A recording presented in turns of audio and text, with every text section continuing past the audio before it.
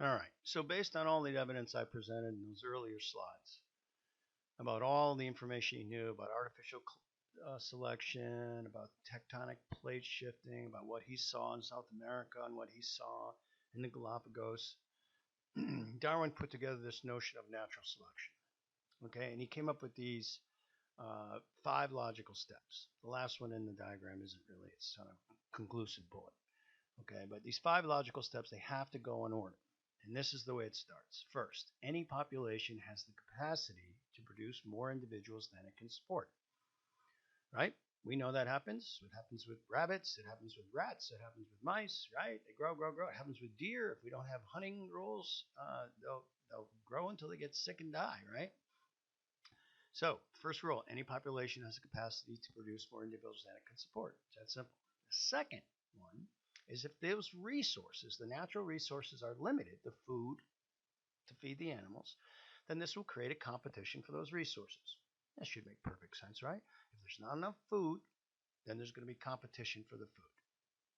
Three, therefore, variations in physical traits could give some individuals an advantage in that competition, right?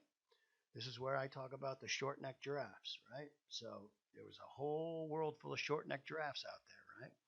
And then there's too many, and they couldn't reach the leaves in the tree anymore. And there was that one freaky long-necked giraffe, right? Who'd go out there and could eat the leaves. And he stayed physically fit, and he got the mate, and he had offspring that had long necks too. And that's the way it works. The physical traits that give you advantage would win that competition. Three, this advantage would increase the individual's survival, as I said, and most importantly, reproductive chances. I like to say it's not so much survival of the fittest as it's survival of the sexiest. Because you can be the biggest, strongest bull in the bull yard, but you got to be able to reproduce and pass those genes on in order for natural selection to work. You have to be selected by the females normally. So, five, these physical traits then would be passed on to the individual's offspring via natural selection. So the offspring would have those characters and hopefully reap the same advantage in that new environment they're living in.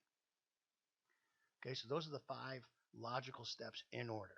In conclusion, in this way, populations evolve, not individuals. That is the essence of Darwin's logic.